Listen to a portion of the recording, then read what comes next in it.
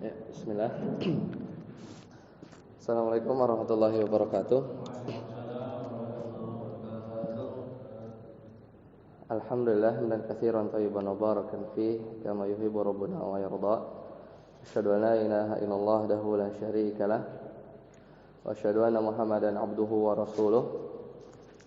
Allahumma shalli ala Muhammad wa ala ali Muhammad. Qala Allah ta'ala fil Qur'anil Karim, a'udzu billahi minasyaitonir rajim. Ya ayyuhalladzina amanu taqullaha haqqa tuqatih wa la tamutunna illa wa antum muslimun. Ya ayyuhan nas ittaqu rabbakumul ladzi khalaqakum min nafsin wahidah wa khalaqa minha zawjaha wa batha minhuma rijalan katsiran wa nisaa'a wattaqullaha alladzi tasaaluna bihi wal arham innallaha kana 'alaikum raqiba. Ya ayyuhalladzina amanu taqullaha wa qulu qawlan sadida yuslih lakum a'malakum wa yaghfir lakum dhunubakum wa may yuti'illaha wa rasulahu faqad faza fawzan 'azima. Amma ba'd. Alhamdulillah di malam hari ini kita masih diberi kesempatan bersyukur kepada Allah kita memasuki bulan Sya'ban ya. Tanggal 14 sekarang ya, sudah masuk Ayyamul Bid. Kalau besok saum tuh bisa digabung tuh niatnya. Puasa Senin sama Ayyamul Bid. Dan bulan Sya'ban ini termasuk bulan yang dilalaikan ya. Kenapa? Karena bulan kejepit ya antara bulan Rajab. Di mana bulan Rajab itu bulan haram. Bulan haram ada 4 yang berturut-turut ya dalam Al-Qur'an, Muharram, Zulqa'dah, Zulhijjah, Muharram, loncat sedikit Rajab. Nah, itu jadi orang-orang biasanya tahu tuh bulan-bulan haram. Jadi kalau bermaksiat itu dosanya bisa berlipat ya. Kemudian diapit oleh bulan Ramadan. Jadi Rajab, Sya'ban, Ramadan. Nah, jadi orang banyak lalai ya karena bulan Rajab bulan haram mereka mengagungkan, kemudian bulan Ramadan siapa yang enggak kenal bulan Ramadan ya, syahrun mubarak. Makanya kata Aisyah radhiyallahu taala anha, beliau heran ya, fama raaitu Rasulullah sallallahu alaihi wasallam, aku enggak pernah lihat Rasulullah sallallahu alaihi wasallam itu beliau berpuasa ya, atau istakmala siyama syahrin, beliau menyempurnakan puasa sebulan ila Ramadan, wa ma ra'aituhu aktsara siyamin ya, dan atau aktsara siyaman, dan tidaklah aku pernah melihat Rasulullah SAW itu paling banyak puasanya ya, tapi enggak sampai full, itu di bulan Sya'ban ya. Jadi memang beliau rajin ya berpuasa di bulan ini ya, karena persiapan. Kemudian Usamah bin Zaid juga dalam hadis yang lain itu Usamah bin Zaid masih kenal ya. Zaid bin Harithah itu budaknya Rasulullah sallallahu alaihi wasallam yang dihadiahkan oleh Khadijah binti Khuwailid. Kemudian dibebasin, kemudian dianggap anak ya, anak angkat sampai dibilang Zaid bin Muhammad, tapi di turun ayat enggak boleh. Kemudian orang-orang manggilnya sampai Zaid bin Muhammad karena sangat sayang gitu kan. Kemudian Zaid ini punya anak namanya Usamah bin Zaid. Zaid itu dikatakan apa dulu? Hibbu Rasulillah, sayangannya Nabi. Usamah juga sama, Usamah bin Zaid hibbu ya, hibbi Rasulillah. Jadi kesayangannya Nabi. Jadi cucunya gitu ya. Nah, beliau bilang bahwa walam araka tasum, aku kok tidak melihat engkau berpuasa min syahrin minasyuhur, dari satu bulan yang lain, ma tasumu min Sya'ban, seperti puasa di bulan Sya'ban ini. Maka kata Nabi sallallahu alaihi wasallam, zaka syahrun, ini memang bulan yang yaghfulun nasu ya, katsirun minan nas. Jadi memang manusia itu banyak lalai di bulan Sya'ban ini. Ya, kemudian itu pertama. Kenapa? Karena Sya'ban ini baina Rajab ya wa Ramadan, antara Rajab dan Ramadan. Itu tadi alasannya. Wa huwa syahrun, dan bulan Sya'ban itu dia adalah bulan turfa'u amali, ya, atau turfa'ul a'mal. Di bulan Sya'ban ini amalan-amalan diangkat ila rabbil alamin. Fa auhibbu, dan aku suka, ya, an yurfa'a amali, kalau amalan aku itu diangkat, ya, wa ana shaim, sedangkan aku dalam berpuasa. Jadi amalan itu diangkat tahunan itu di bulan Sya'ban, kalau pekanan di Senin Kemis, kalau harian itu di ba'da subuh ba'da asar. Karena di situ gantian shift, ya, malaikat petang sama pagi itu gantian, makanya kalau bisa pas lagi gantian itu kan berarti apa yang dilakuin sama malaikat yang balik ke atas, ya nyetor amalan, ya catatan kita. Makanya kalau bisa kita dalam kondisi berzikir pagi petang. Ya, kayak kemarin saya baru dari Blok M, ya, itu baju udah numpuk itu. Ya kan? Enggak, ya. Kalau pedagang itu kalau tahu tanggal setoran itu nggak tahu tanggal berapa, misalnya tiap tanggal akhir bulan, pasti kan dia nyiapin banyak ini kan, ya, persiapan lah gimana setorannya itu tercapai, gitu kan. Gimana kalau kita tahu di bulan Sya'ban ini kita kudu setoran ini amalan kita, pasti kan harusnya kata Nabi kan tadi, maka aku suka kalau amalanku naik wa ana shaim, dan aku lagi puasa. Ya, kurang lebih begitulah. Jadi, dan di samping juga ada banyak ya persiapan gitu ya. Persiapan di bulan Ramadan kayak orang main bola, dia mau nyetak gol itu, tapi dia latihan pasti banyak ya. Coba tanya yang main bola, demi satu match, ya, demi satu gol dia coba tanya tidurnya berapa jam, ya. Kemudian makannya gimana, mesti dijaga, exercise-nya gimana gitu kan.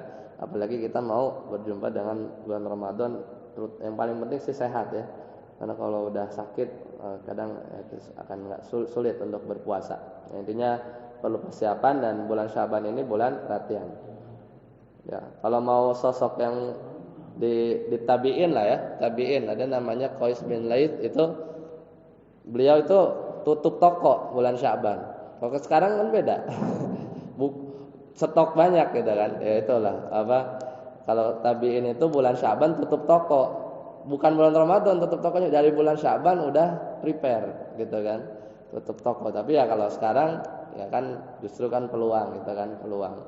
Dan justru kalau di bulan Ramadan itu kan harusnya telur, beras itu pada naik, ya. Padahal harusnya kan bulan saum, ya. Tapi kenyataannya malah demand bertambah. Ya Allahumma balikna fi Ramadan. Kita lanjutkan di pembahasan kita. Di pekan lalu kita sudah selesai membahas tentang ya beberapa tragedi, ya, mulai dari tragedi Ar-Raji. Pokoknya pasca perang Uhud itu mulai berani itu, ya, baik internal sama eksternal itu untuk ya nyerang, menyiapkan pasukan, ya, karena tahu ya ketika di Uhud itu babak belur. Makanya ada tragedi-tragedi pengkhianatan lah dari kabilah yang daerah Najd itu sekarang Riyadh ke sana, ya, Dahran, ya. Itu minta utusan untuk ngajarin, ya, bahwa di sini banyak yang mau masuk Islam, kita minta orang untuk ngajarin Al-Qur'an. Enggak taunya dikirim 70 malah dibantai gitu kan. Itu kemarin tragedi Ar-Raji dan Bi'ru Ma'unah. Kemudian Yahudi yang kedua, ya kan, Yahudi pertama Bani Qainuqa udah diusir. Nah, Bani Nadir juga sama kan. Itu juga mulai kelihatan beraninya, ya. Ketika ada satu kasus, ya, di mana salah seorang sahabat itu salah bunuh, ya. Kemudian kan perlu diat, dan dalam satu klausa di Piagam Madinah, kalau ada satu Bani, ya, yang dia bersekutu dengan waktu ini bersekutu dengan Bani Nadir dan perlu bantuan untuk bayar diat, kan lumayan banyak, ya, 100 ekor onta, itu boleh, bahkan bukan boleh, si orang Yahudi itu mesti bantuin. Dan Rasulullah SAW akhirnya datang, ya, minta bantuan untuk meminta bantuan untuk sama-sama menanggung diat, ya gitu kan. Pas nyampe kampung Bani Nadir ternyata malah mau bikin makar kan, mau dilempar batu ya dari atas. Tapi Rasulullah SAW dikabarkan bahwa ya, orang-orang dari Bani Nadir, lupa anak pelakunya waktu itu siapa, dikabarkan bahwa Rasulullah SAW mau dilempar batu. Akhirnya sudah sampai, Rasulullah langsung pergi karena diberitahu bahwa mereka membuat makar. Pas pulang akhirnya Rasulullah SAW mengumpulkan para sahabat untuk menyerang Bani Nadir. Kenapa? Karena kalau begitu ceritanya dia sudah membatalkan perjanjian, dihajar ya, dikepung ya, perkebunannya itu dibakar ya. Makanya orang Yahudi heran, kok Nabi begini model perangnya, tapi ya ini dibolehkan ya. Dan ketika itu sebagian kebun mereka itu dibakar dan akhirnya mereka menyerah ya. Dan kasusnya sama seperti Bani Koinuko, diusir, boleh pergi, cuman boleh bawa harta segembolan onta ya. Kemudian ada perang Zaturiko. Zaturiko kemarin udah kita bahas. Jadi ini perang yang sulit perjalanannya karena cukup jauh ya. Makanya dinamakan Zaturiko itu karena kaki-kakinya itu dikabarkan kalau nggak salah Mu'adz bin Jabal ya, atau salah seorang sahabat ya, Abu Hudzaifah ya, Ibnul Yaman. Beliau tuh kuku kakinya tuh sampai pecah, dan makanya mereka itu menggulung kain ya di kaki-kaki mereka, sehingga perang ini dinamakan Zaturiko. Meskipun perangnya itu biasa ya kan, karena Nabi punya intel ya, mata-mata uyun mengabarkan bahwa mereka sudah mengumpulkan dan hendak menyerang, dan di antara kebiasaan Nabi sebelum mereka nyerang udah nyerang duluan ya. Dan secara tiba-tiba berangkat, nggak dikasih tahu kemana ya. Padahal mungkin dia ke utara, tapi Nabi itu biasa nggak ngasih tahu tujuan kemana. Yang penting pokoknya perang. Dia ke selatan dulu, ke timur dulu gitu, supaya mengelabui mata-mata musuh. Kan padahal mau ke utara, diputer dulu gitu kan. Kemudian malam jalan, siang istirahat. Itu diantara cara-cara beliau untuk menghindari mata-mata dari lawan. Akhirnya datang secara tiba-tiba dan mereka kabur. Jadi ini Zaturiko itu tanpa peperangan ya. Kemudian Bani Mustalik juga sama, mirip. Dan terakhir sepulang dari Bani Mustalik ya, kemarin kita bahas ya, diantara kelakuannya Abdullah bin Ubay bin Salul, dia setelah mau pulang bikin onar ya. Karena waktu itu ada salah seorang sahabat dari kalangan Ansor, Ansor itu ngambil air, terus ya qadarullah rebutan, kemudian salah paham sedikit sama salah sahabat dari kaum Muhajirin. Habis itu dia adu domba ya sama Abdullah bin Ubay bin Salul, dengan bahasanya yang kasar apa? Kita ini nih ibarat ya, maksudnya kita nih orang Ansor ini ibarat lagi melihara anjing ya. Jadi kemudian kita kasih makan, ketika anjing itu gede dia akan merekam kita. Ini tuh ngeledek Muhajir maksudnya. Bahasanya sampai segitunya gitu ya. Akhirnya udah mulai panas dan dikhawatirkan terjadi yang tidak diinginkan, maka Rasulullah SAW ngambil pusing dan tahu itu kerjaannya Abdullah bin Ubay bin Salul.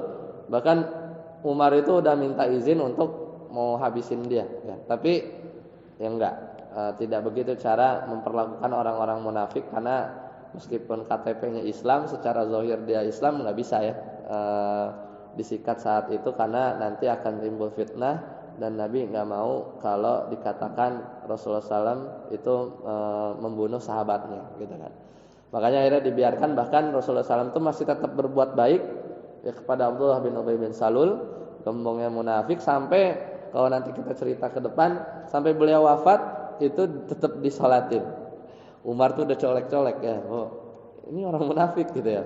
Ya, tapi karena belum turun ayat buat melarang untuk nyolatin, masih disolatin. Jadi satu-satunya munafik yang disolatin gitu. Karena setelah itu turun ayat nggak boleh, ya tidak pantas bagi Nabi ya untuk ya mendoakan ya, orang-orang musyrik, orang-orang kafir. Ya, sejatinya kan mereka nggak beriman, hanya secara zahir dalam rangka ya berpura-pura saja. Nah akhirnya karena suasana panas waktu itu ya, kemudian supaya orang kaum Muhajirin dan Ansor ini lupa gitu ya dengan adu dombanya Abdullah bin Ubay bin Salul, dari perang Bani Mustalik itu pulang ke Madinah, itu mereka Rasul itu suruh jalan cepat. Jadi sehari semalam jalan, kan capek kan, udah capek tidur. Nanti gitu lagi, siang malam nggak berhenti jalan, udah capek, udah lelah tidur. Jadi nggak ada tuh kesempatan untuk ngungkit kejadian yang terjadi gitu. Jadi itu salah satu taktik beliau untuk meredam suasana yang tidak kondusif. Tapi lagi-lagi dalam kejadian itu qadarullah Aisyah ketinggalan rombongan. Ketika Aisyah radhiyallahu taala anha beliau istirahat dan dia menunaikan hajatnya, ya disangka orang yang bopong Aisyah, kan dia pakai satu tenda yang diangkut, itu mungkin antara isi sama nggak isi itu bedanya nggak jauh karena saking ringannya ya beratnya ibunda Aisyah. Jadi tak kira udah masuk, ternyata belum masuk. Akhirnya Aisyah pas tiba di tempat kendaraannya udah ketinggalan rombongan. Dan ketika itu diketemukan oleh sahabat yang mulia, dan ucapan beliau ya hanya satu kan, innalillahi wa inna ilaihi rajiun. Oh ini Aisyah tertinggal. Dan ketika itu ya udah naik unta ya, itu sahabatnya itu namanya adalah Sofwan. Jadi dibawa, dan disinilah ulah selanjutnya Abdullah bin Ubay bin Salul bahwa dituduhlah Aisyah berdusta. Kemarin kita sampai sini ya pembahasan kita, semoga masih ingat.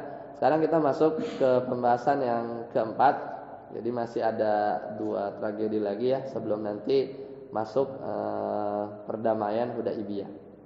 Jadi di pekan keempat, kalau di slide ya judulnya itu Fatu Mekah ya, atau periode baru ya, dimana nanti kita akan bahas lebih detail ya sampai Fatu Mekah.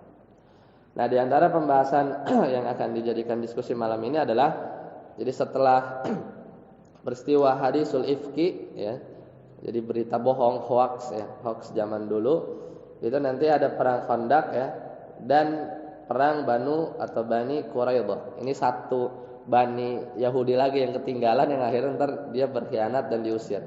Jadi pertama itu kan Bani Qainuqa yang dulu ya, yang ada backgroundnya adalah seorang muslimat ya, yang dia tuh diganggu kan sama orang Yahudi. Kalau Bani Nadir dia bikin makar ya, mau ngelempar batu ya. Kalau Bani Quraidah nanti ada hubungannya dengan perang Khandaq ya, ada hubungannya dengan perang Khandaq. Nah, kemudian ya setelah Nabi sallallahu alaihi wasallam itu sampai ya di Madinah, maka bukan makin reda ya situasi ya, istilahnya geopolitik saat itu ya. Jadi rongrongan dari eksternal itu makin menjadi-jadi, apalagi ini kerjanya orang Yahudi. Jadi kan ada 2 yang udah diusir, Bani Qainuqa sama Bani Nadir. Dan ini mereka tuh menetap di Khaybar ya, nanti juga ada perang Khaybar. Jadi mereka ini mengumpulkan massa lagi ya, dia bersekutu ya kepada orang-orang Quraisy ya, bahwa ayo kita serbu ya Madinah ya, setelah perang Uhud kan yang besarnya. Kemudian mereka tuh dusta, dan diabadikan dalam surat An-Nisa bahwa kata orang Yahudi, agama kalian ini yang paling benar. Maksudnya agama musyrik kalian ini paling benar dan lebih baik daripada agamanya Nabi Muhammad SAW. Ini kan bohong ya. Orang Yahudi itu tahu bahwa agamanya Nabi Muhammad itu benar, tapi demi untuk menarik simpati dan menarik massa, bahkan nanti di perang Khandaq itu kan jumlahnya sampai 10.000 ya.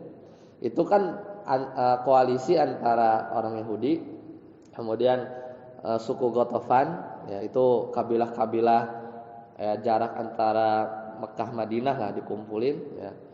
Kemudian ya orang-orang Quraisy ya. Jadi di total itu bahkan ada suku-suku kecil ya, yang ikut tergabung ya dalam perang ini. Makanya dikatakan juga perang Ahzab. Ahzab itu hizb, jamak dari golongan-golongan, jamaknya Ahzab, ya kan? Makanya ada surat Al-Ahzab. Nah, ketika itu Rasulullah SAW mendengar akhirnya. Ini kerjaannya orang-orang Yahudi ya, yang beliau akhirnya mengumpulkan orang ya, mengumpulkan para sahabat untuk memikirkan bagaimana taktik untuk melawan mereka. Sedangkan jumlah kaum muslimin ketika itu hanya 3.000 ya, jadi nggak imbang lagi. Yaitu 3.000 tapi lawannya 10.000.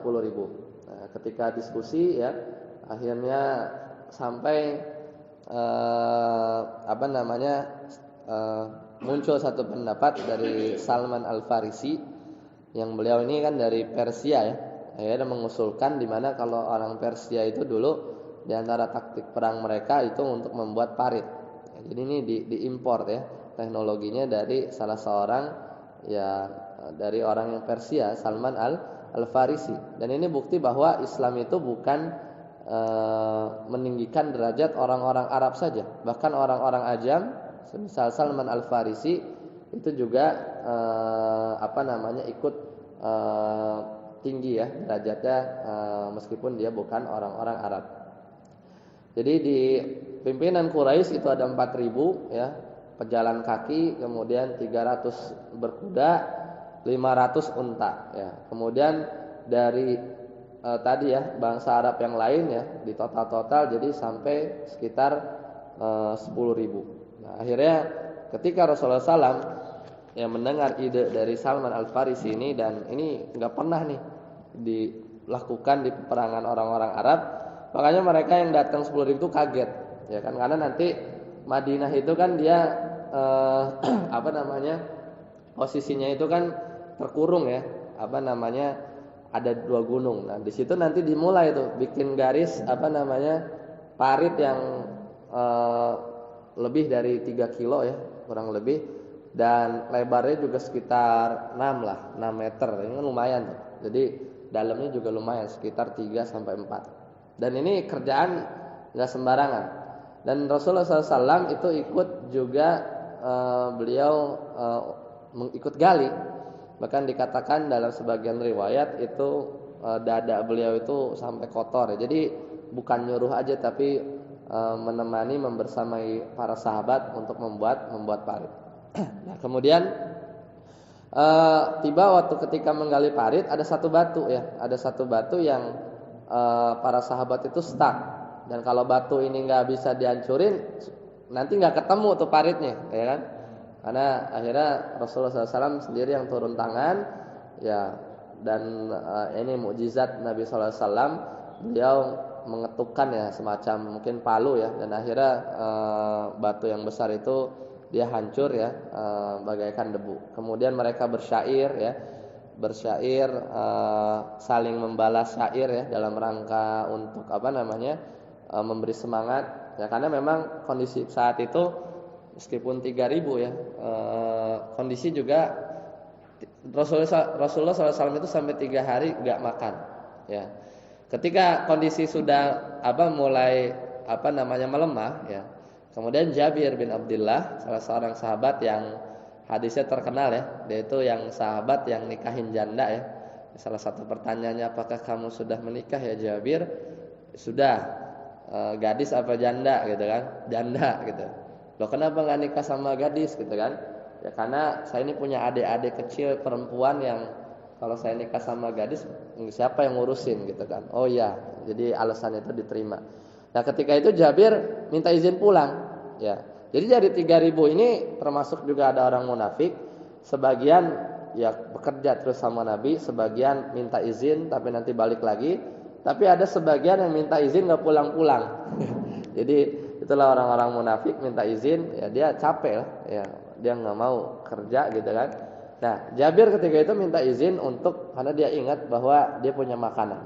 Ya, makanannya itu beberapa gandum lah ya, beberapa gandum yang nanti ditumbuk untuk dibuat roti, dan satu ekor anak kambing muda ya, atau kambing muda. Dan ketika itu diizinkan untuk masak ya. Setelah selesai mau dibawa kan ke Nabi sallallahu alaihi wasallam. Ketika hendak dibawa, Rasulullah SAW tanya, kamu masak apa? Ya roti ya, kambing muda. Maka diperintahkan oleh Nabi jangan istilahnya itu jangan dicentong dulu gitu ya, sampai saya ke sana. Ternyata apa yang dilakukan Nabi memanggil semuanya tuh, seluruh sahabat itu untuk datang ya ke rumahnya Jabir bin Abdullah untuk makan bersama. Padahal secara logikanya nggak bakal masuk nih. Ya, tapi itulah mukjizat Nabi. Kemudian Nabi mendahului dan akhirnya makan ya. Dan para sahabat seluruhnya mungkin 3.000-an kurang ketika itu jangan berdesakan, pokoknya masuk makan sampai kenyang, keluar terus ngantri sampai habis, dan sampai orang-orang yang terakhir itu si kuali itu masih ada ya, dan juga roti dan gandumnya juga masih ada, jadi nggak habis-habis. Ya, itulah keberkahan, dan sering ya Nabi itu menunjukkan atau terjadilah ya mukjizat ini di beberapa peperangan. Ya, di antara mukjizatnya itu kalau ada makanan sedikit, kemudian karena keberkahan Nabi ya, maka seolah makanan itu terus ya nggak habis. Dan khawatir tuh Jabir, gimana orang ngundang nyiapin 100 orang hajatan yang datang 3.000, kan udah panik kan sahibul baitnya kan, ntar kurang nih prasmanannya. Tapi enggak ya, ketika itu karena ada Nabi sallallahu alaihi wasallam. Nah akhirnya jadi ya parit itu, dan mulailah mereka datang. Pas tiba kaget ya, bukan kepalang bahwa ini ada parit, nggak bisa kan. Akhirnya dia berkemah, hanya serangan-serangan jauh aja ya. Salah satu yang terluka adalah Sa'ad bin Mu'ad. Sa'ad bin Mu'ad ini masih ingat ya. Jadi kaum Ansor itu punya 2 pentolan atau petinggi, itu Sa'ad bin Mu'ad dan satu lagi Sa'ad bin Ubadah. Nah, Sa'ad bin Mu'ad ini sempat kena panahnya dari orang-orang musyrik lah ketika itu, mungkin jarak jauh gitu ya, terkena. Dan ini salah satu panah yang akhirnya beliau wafat ya, setelah karena luka yang enggak kunjung berhenti ya darahnya nanti di kemudian. Nah kemudian dari mereka juga ada ya, ada beberapa orang yang mulai mencoba menerobos ya dari pojokan ya, dari ujung-ujung parit ya, lolos tapi dihabisi sama Ali bin Abi Thalib ya. Kemudian dari sisi kita juga ya bertahan saja dari kaum muslimin.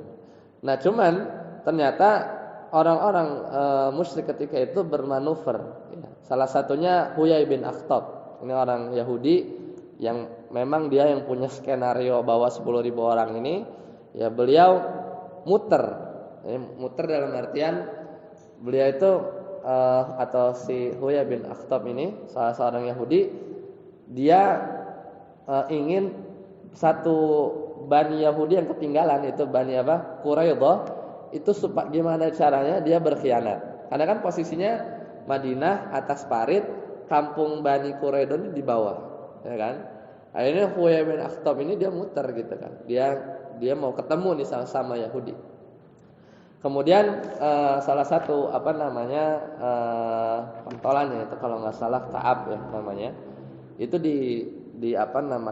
disodori lah atau dihasut agar dia berkhianat kepada Nabi sallallahu alaihi wasallam, maksudnya mengkhianati piagam Madinah. Dengan cara apa? Dia ikut nyerang gitu kan. Dari atas itu 10.000 ya, tapi kejegat sama parit.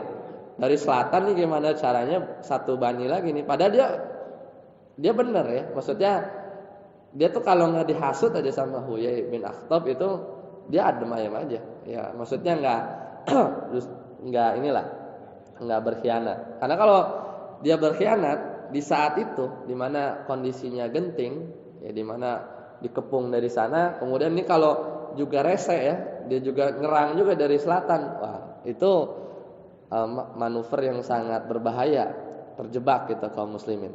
Makanya hukuman bagi dia nih kalau Yahudi tadi itu suruh pulang bawa harta, kalau dia tuh dihabisin semuanya nanti ya. Pasca perang Khandaq kelar, Rasulullah baru rebahan dikit, Jibril bilang, ya, apakah kamu sudah menurunkan pedang kamu? Iya, belum. Itu habisin dulu Bani Quraidah yang sudah berkhianat, gitu ya. Jadi memang hukumannya beda. Kenapa? Karena mereka ini satu bani terakhir dari orang Yahudi, mereka itu berkhianat di masa-masa genting. Jadi efeknya itu bahaya kan. Jadi, nah singkat cerita Huyai bin Akhtab akhirnya berhasil menghasut ya Bani Quraidah. Akhirnya mereka mulai menyiapkan senjata ya, mulai mau menyerang ke arah kota Madinah dari arah yang lain. Tapi Nabi SAW keburu tahu bahwa Bani Quraidah fix ya dia itu berkhianat. Akhirnya dikirim satu utusan ya untuk mencari kabar, benar gak nih Bani Quraidah ini ternyata dia berkhianat. Nah, tapi setelah bantuan Allah datang ya melalui dua hal. Jadi perang Khandaq ini tanpa perang-perangan hebat, tapi bisa menang karena dua hal. Hal pertama itu ada namanya Nu'man. Ini salah seorang orang musyrik yang dia membelot. Jadi orang musyrik ini dari kalangan yang 10.000 itu, tapi dia tuh diam-diam nyebrangin Khandaq ya, kemudian masuk ke barisan kaum muslimin, masuk ketemu Nabi dan bilang bahwa dia masuk Islam. Jadi Masya Allah ya, jadi di tengah-tengah peperangan ada seorang musyrik yang dia dapat hidayah ya, dan kata Nabi dia dikasih tugas ya, kalau kayak gitu ya, kalau bisa membantu kita dengan cara yang nanti akan disampaikan. Jadi Nu'man ini dia disuruh oleh Nabi untuk mengadu domba ya, jadi karena orang-orang itu tahunya Nu'man ini masih musyrik ya, jadi PR dia adalah kamu balik lagi ke kaum kaum musyrikin ya, bilang bahwa jadi kan di antara kontrak politiknya itu kan Bani Quraidah ini kan pas dihasut dia juga mikir, ini beneran kan nih kalau saya istilahnya dia gambling. Kalau dia membelot dan ada kepastian menang lawan kaum muslimin aman. Tapi kan kalau dia membelot kaum muslimin yang menang, kan dia dihabisin kan nanti kan. Jadi dia harus dapat kepastian, maksudnya jaminan juga. Ini kita bantu dari sisi yang lain, tapi pastiin kaum muslimin kalah. Ahzab ya 10.000 itu menang. Tapi kalau gambling antara itu atau kaum muslimin menang, 10.000 ini kabur, kan tinggal dia sendiri. Yang cuman jumlahnya kalau nggak salah cuman 700 lah. Ya bisa dihabisin sama 3.000-an. Ya.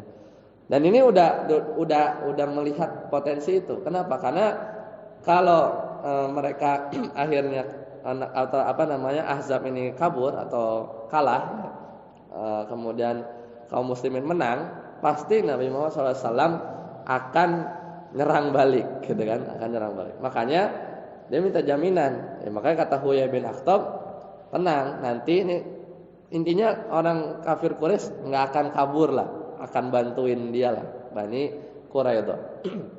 Nah, kemudian di sisi yang lain sama juga, ya. Dari orang-orang yang tadi ya, Nu'man yang disuruh mengadu domba itu dengan cara Nu'man ini disuruh pergi pertama ke Bani Quraidah dulu. Ya, jadi bilang bahwa kamu tuh jangan mau istilahnya percaya gitu aja ya sama Huyai bin Akhtab ya, sama orang-orang kafir Quraisy ya, disuruh membelot ya melawan Nabi Muhammad SAW dan para sahabatnya, sampai kamu dapat jaminan para pembesar-pembesar mereka ada di posisi Bani Quraidah. Misalnya kayak Abu Sufyan kemudian apa namanya Sofyan bin Umayyah misalnya ya. Jadi pembesar-pembesarnya di sini dong, maksudnya bareng sama kita. Jadi membuktikan bahwa kalian nggak akan lari gitu kan. Kata pimpinan mereka Ka'ab, benar juga. Ya, tadi kan Nu'man ini sebenarnya dalam rangka mau mengadu domba. Ini namanya perang tipu muslihat. Ya, jadi akhirnya dikasih masukan seperti itu dan mereka mengiyakan. Ini ide yang cemerlang. Jadi kan itu untuk mensecure mereka kan, Bani Quraidah, supaya memang benar ya. Pentolannya aja tuh ada di sini, nggak mungkin kabur. Kalau kalah tuh nggak mungkin balik ke Mekah, tapi nolongin Bani Quraidah kalau kasusnya kalah. Habis itu Nu'man pergi lagi ke apa namanya gerombolan yang 10.000 Ahzab. Kemudian dia bilang ya bahwa Bani Quraidah itu dia punya niat buruk ya. Dia nanti pasti akan datang satu utusan di mana nanti Bani Quraidah itu akan minta pembesar-pembesar kalian untuk ditawan bersama mereka ya, dan mereka akan membunuhnya gitu kan. Jadi diadu tuh kan. Nah, akhirnya kemakanlah adu domba tersebut ya, dan mereka mindsetnya bahwa ya benar nanti kalau Bani Quraidah ada datang utusan kemudian dia minta ya pembesar-pembesar kita untuk ikut mereka, nah, maka jangan dikasih. Nanti bakal dibunuh sama Bani Quraidah. Dan itu berjalan dengan lancar. Akhirnya si Bani Quraidah mengirim utusan melakukan hal yang sama karena untuk mensecure mereka kan. Dia mau membelot tapi jaminannya apa? Kalau kalah habis kita ntar, ya kan? Dia pulang Bani Quraidah sendirian di Madinah. Akhirnya ketika sampai ya, maka disambut dengan mindset yang sudah teradu domba oleh Nu'man. Wah bener nih, mereka minta nih Sofyan ditarik ya kan? Kemudian pembesar-pembesar kaum musyrikin ditarik, karena mereka nggak kasih. Dan ketika nggak dikasih, maka Bani Quraidah makin jadi-jadi. Oh bener, dia memang mau kabur, ya kan? Akhirnya ribut lah mereka. Ini satu yang menyebabkan mereka akhirnya goncang lah, ya, nggak kompak lagi. Nah, kemudian yang kedua, Allah menurunkan angin, ya. Dimana angin itu memang Allah gerakkan, ya bisa aja ya. Jadi cuman kejeda sama parit, sama-sama satu lokasi yang berdekatan, tapi di seberang sana itu angin puting beliung, ya. Tapi di sini adem ayam aja, gitu kan? Adem ayam aja. Dan para sahabat ketika nonton bahwa mereka kayaknya lagi kayak kesusahan gitu kan. Nyalain api selalu mati, kemudian dingin ya, kemudian kemah-kemah mereka rubuh ya. Kemudian panci buat makanan mereka pada tumpah gitu kan. Akhirnya mereka mulai tidak nyaman ya. Kemudian diutuslah atau Rasulullah SAW itu minta kepada sahabat salah seorang, ada nggak yang berani ya untuk nyebrang ke parit, kemudian masuk ke markas mereka dan lihat kondisi mereka seperti apa. Sampai 3 kali ya. Kemudian nggak ada yang berani, karena kan itu perjalanan maut kan. Ada yang berani nyebrang, kemudian masuk ke tengah 10.000 ya. Kemudian lihat apa yang terjadi di mereka untuk ngecek. Mereka tuh kenapa sih kayaknya terporak-porandakan sama angin yang besar. Akhirnya nggak ada yang nyaut. Akhirnya Rasulullah SAW nunjuk ya. Ibarat kalau anak SD siapa yang mau jawab nggak ada ditunjuk ya. Namanya Hudzaifah. Hudzaifah ibn Yaman disuruh lah nyebrang, dan ketika beliau dalam riwayatnya ketika beliau nyebrang itu seolah aku berjalan dalam perjalanan maut. Dia masuk ya tengah kegelapan, kemudian dia akhirnya masuk ke tengah-tengah barisan musuh, dan pesan Nabi itu pokoknya lihat aja, nonton. Pokoknya jangan bikin ulah aja. Nah, ketika itu Hudzaifah ibn Yaman itu udah di depan Abu Sufyan. Ya. Ini kalau dia ngambil panah, itu kalau manah pasti kena itu. Tapi ketika aku mau manah Abu Sufyan, aku teringat pesan Rasulullah SAW agar nggak usah buat apa-apa. ya. Mungkin nanti jadinya ricuh gitu kan. Ada apa namanya? Mata-mata gitu kan, intel gitu bahasanya. Ada intel yang masuk yang nanti akan kacau semuanya. Dan Abu Sufyan juga merasakan ini kayaknya ada bau-bau yang penyusup gitu kan.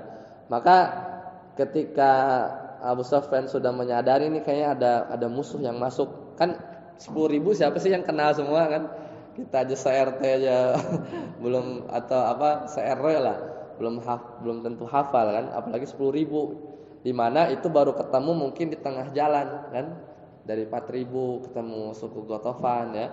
Maka kata Sufyan dan di tengah, karena kan obor mati kan, penerangan mati, kemudian diminta memerintahkan untuk semua pasukan untuk ngecek siapa yang ada di samping kiri dan kanannya.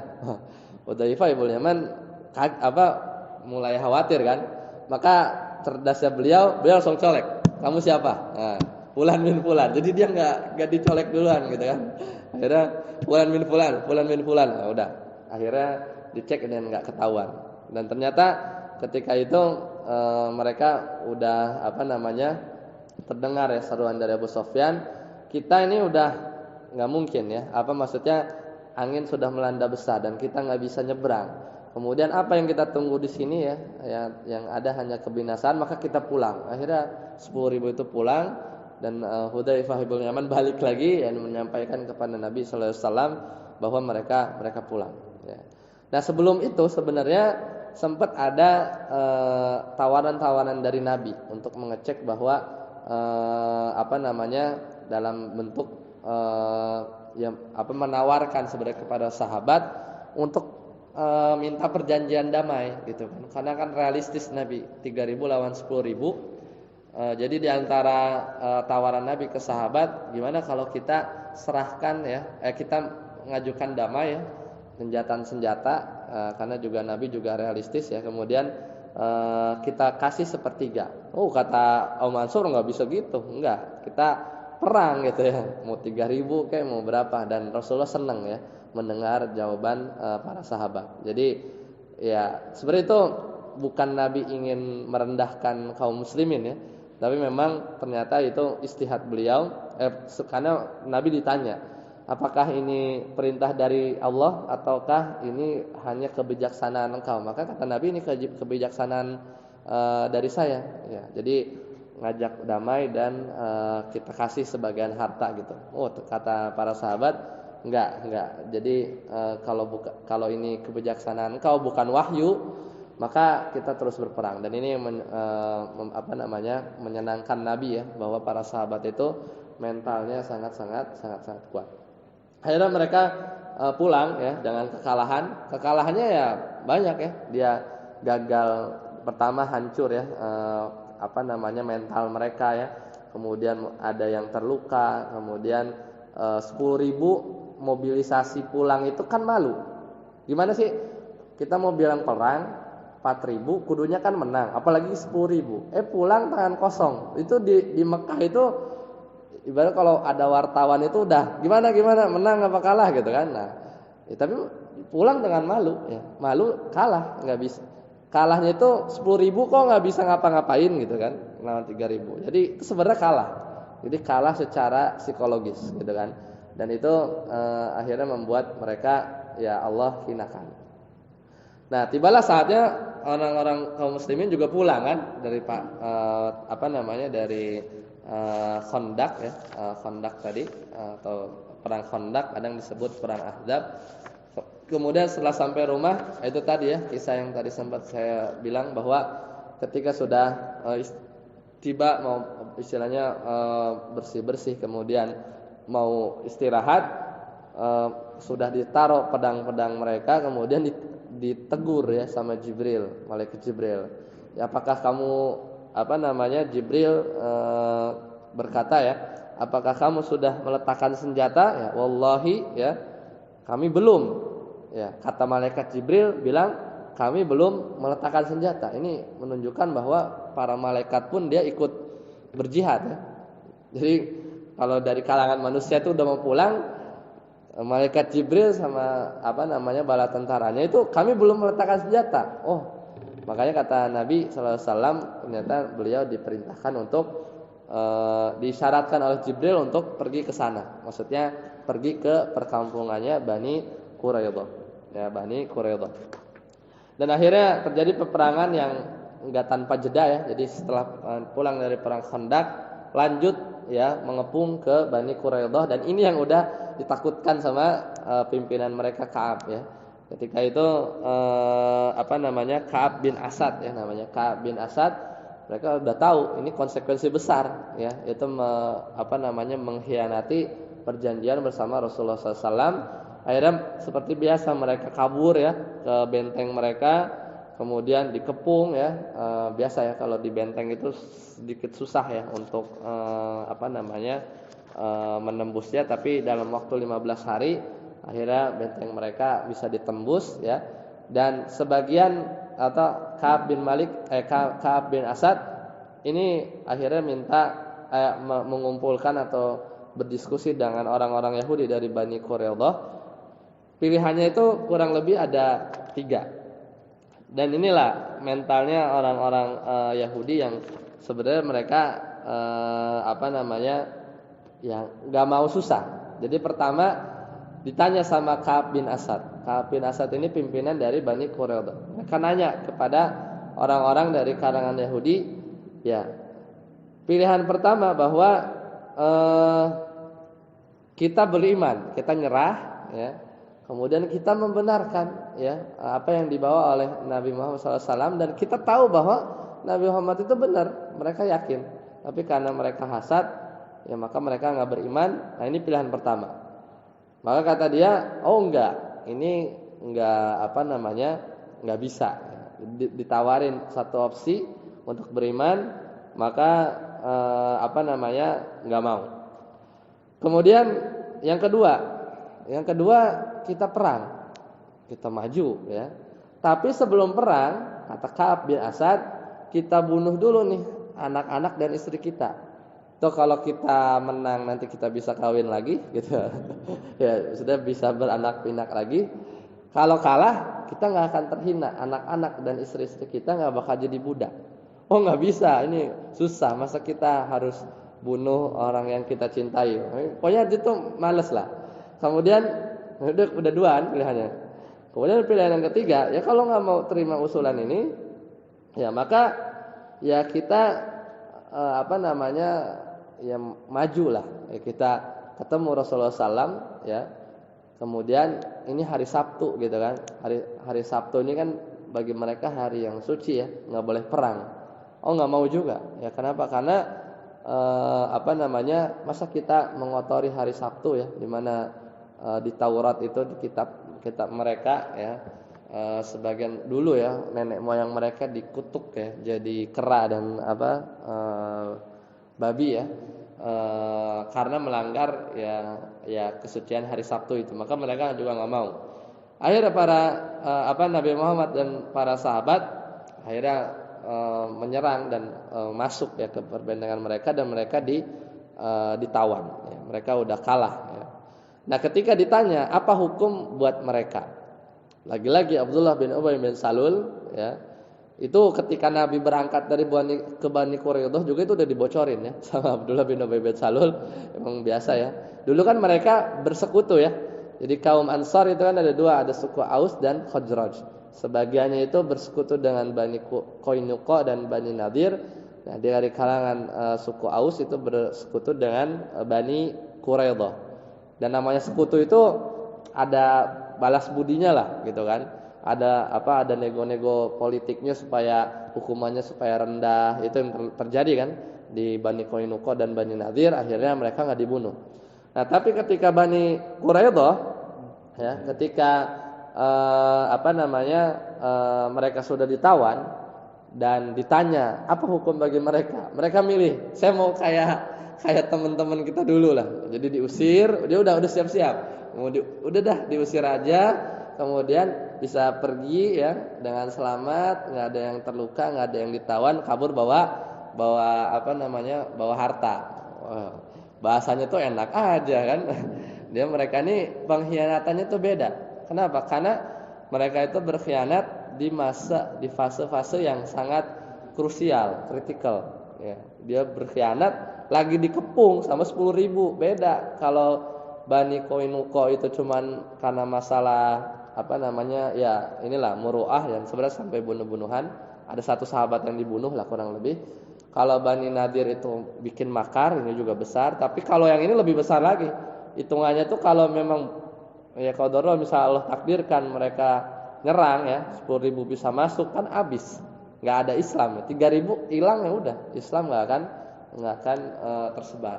Makanya Rasulullah SAW memberikan hukuman atau memberikan keputusannya itu diserahkan kepada Sa'ad bin Mu'adz yang tadi itu terluka ya ketika beliau itu terkena panah. Ya, Sa'ad bin Mu'adz itu ketika itu masih terluka, jadi lukanya itu kecil. Sebagian riwayat itu menyebutkan hanya setitik lubang anting. Cuman itu keluar terus darahnya dari situ ya. Dan itu yang bikin mungkin habis darah atau apa ya. Dan akhirnya Nabi pengen bahwa yang menghukum atau yang memutuskan hukum hukum bagi mereka nih Bani Quraidah itu apa dibunuh, apa dibebaskan, apa kayak gimana, itu diserahkan kepada Sa'ad bin Mu'adz. Akhirnya Sa'ad bin Mu'adz itu dibopong ya. Dibopong sampai ke perkampungan Bani Quraidah, terus ditanya istilahnya kita berhukum dengan hukum engkau ya wahai Sa'ad bin Mu'adz. Maka kata Sa'ad bin Mu'adz ya tuqtalu maqatiluhum wa tusabba dzurriyyatahum.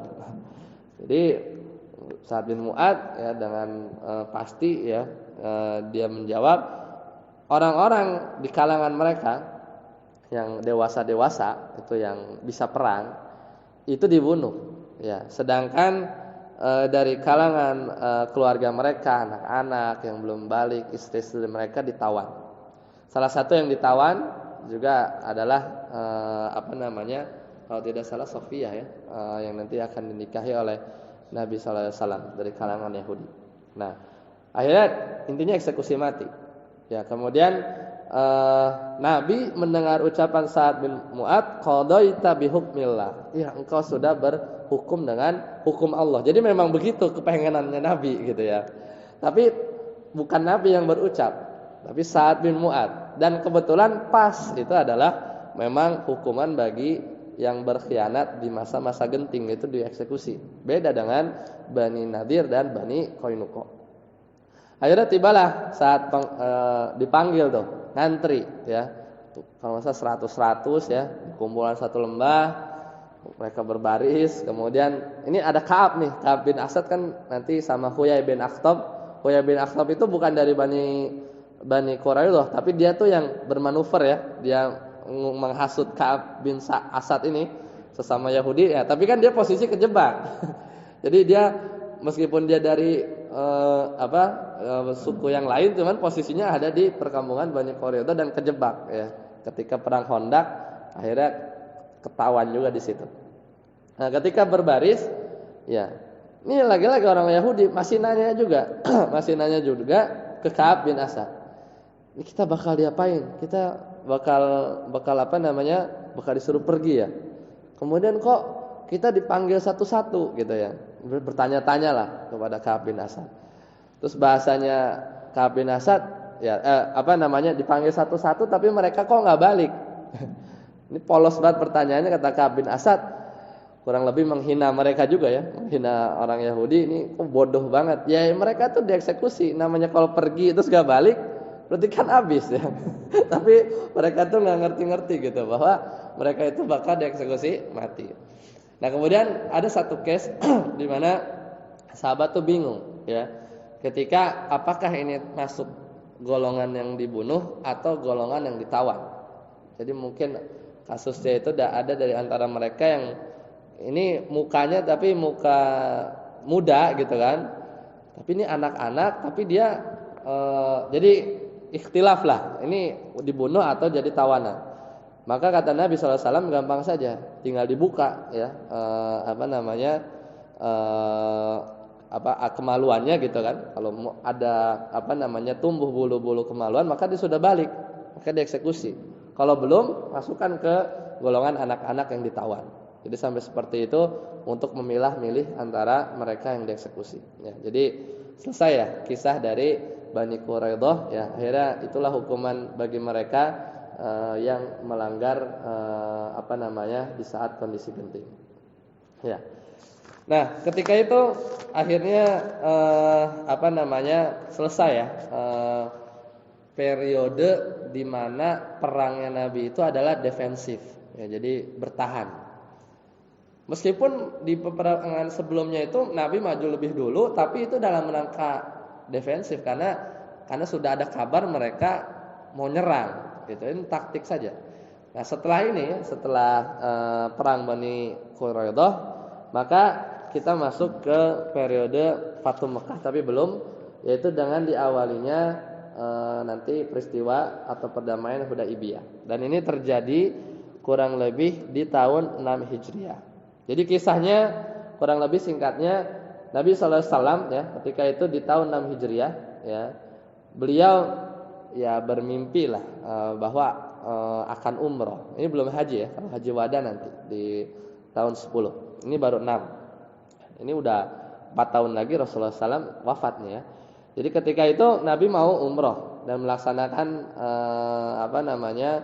ya intinya pergi ke Mekah ya, kemudian yang ikut enggak 3.000, enggak sebagaimana ketika perang Khandaq, hanya sekitar 1.400-an. Dan Nabi SAW itu mulai berjalan ya, sudah siap dengan sesembelihannya yang diberikan untuk sesembelihan kepada Allah ya, hadyu namanya, hadyu. Kemudian niatnya bukan mau perang, tapi ya kalau mereka ngajak ribut ya hayu aja gitu kan. Kata Abu Bakar, Umar gitu ya, udah ready juga ya. Kemudian kenapa? Karena mereka sudah enggak 10.000 lagi ya kan. Kondisi sudah dipermalukan ya, kemudian mereka juga dalam kondisi yang serba dalam kondisi lemah. Nabi tahu mereka dalam kondisi lemah. Jadi intinya kalau mau perang lagi tuh kalian tuh lemah, udah kita damai aja. Nabi tuh pengennya damai. Dan ini termasuk wahyu ya. Ada kebaikan di balik itu ya. Meskipun nanti ketika kita lihat rincian Hudaibiyah itu terkesan merugikan. Akhirnya sampai di satu tempat ya, di mana untanya Nabi yaitu Al-Qaswa itu mogok jalan, kayak mogoknya gajah ya, gajahnya Abraha itu udah mau deket-deket Ka'bah nggak mau maju. Dan itu posisinya ada sekitar Hudaibiyah. Dan ini bukan tanpa sebab ya. Ternyata memang Allah nggak mau bikin Rasulullah SAW itu masuk ke Mekah, tapi memang diarahkan akhirnya tiba di satu tempat namanya Hudaibiyah, kemudian di situ berkemah ya. Kemudian muncullah ya kabar ya, dari terdengar bahwa Nabi itu mau masuk ya. Kemudian diutuslah utusan-utusan untuk bernegosiasi. Dan Nabi SAW akhirnya menerima ya tawaran-tawaran mereka ya. Jadi kita damai saja. Dan akhirnya dikirim beberapa utusan ya. Utusan pertama gagal ya. Dalam artian gagal itu tidak terjadi perjanjian sampai nanti diutus yang namanya Suhail bin Amr. Ketika diutus dari kalangan orang-orang musyrik ya, Suhail bin Amr, Nabi itu senang. Kenapa? Karena senang dengar nama Suhail. Suhail itu dari kata sahula itu mudah.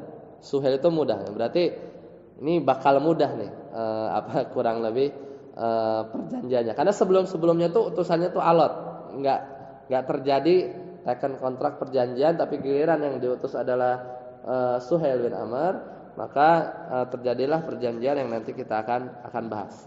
Nah, di antara isi perjanjiannya, dan ini cukup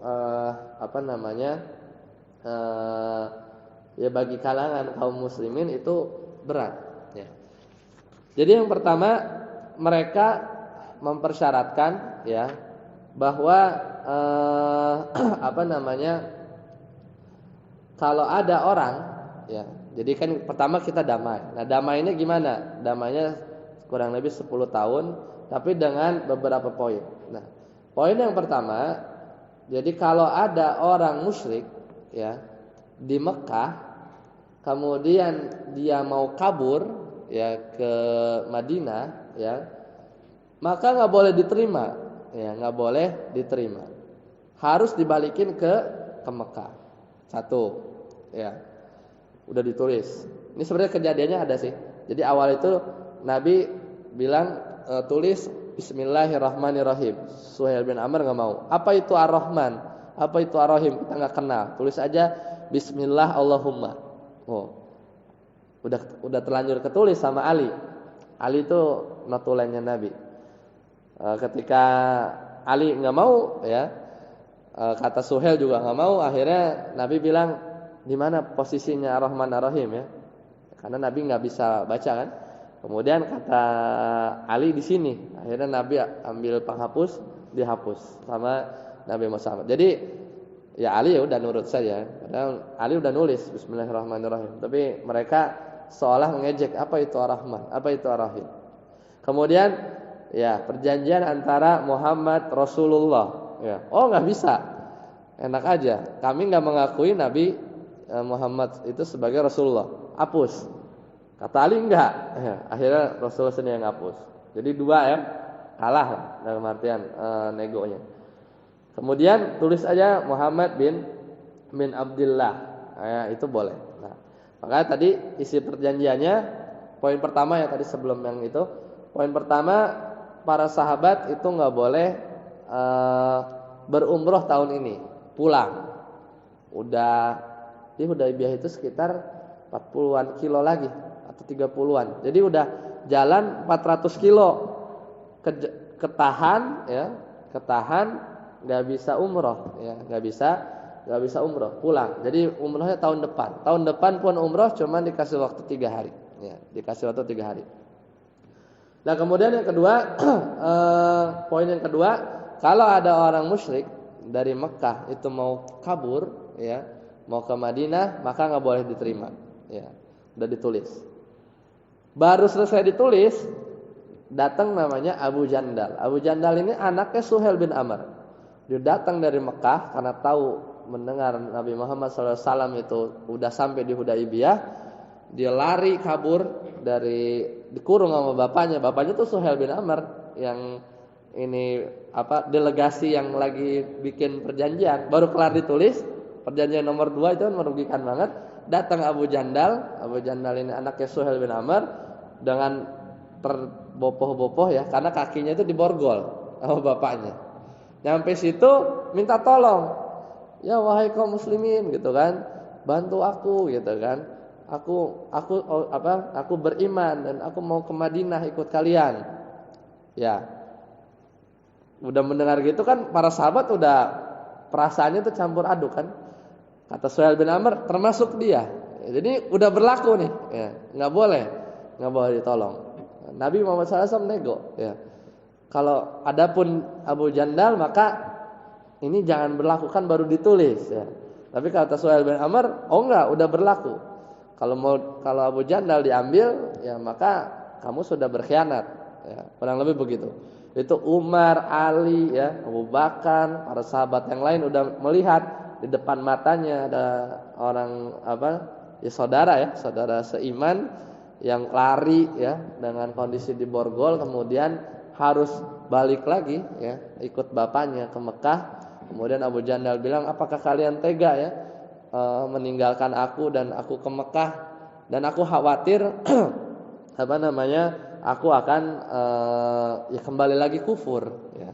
Maka kata, ini kan berat banget ya bagi para sahabat. Ini udah kalau buka pedang ya tinggal perang gitu kan. Tapi kata Rasulullah SAW, ya sabar. Jadi dan kelak nanti dia akan bebas. Nanti hikmahnya ada. Ya. Kemudian satu lagi itu ada poin yang tertinggal ya. Jadi satu lagi ada yang ingat ya? Tadi udah 3 ya. Dia nggak boleh umroh tahun ini. Kemudian orang muslim yang kabur dari Mekah, maka itu nggak boleh dilindungi ya, suruh pulang ya. Kemudian satu lagi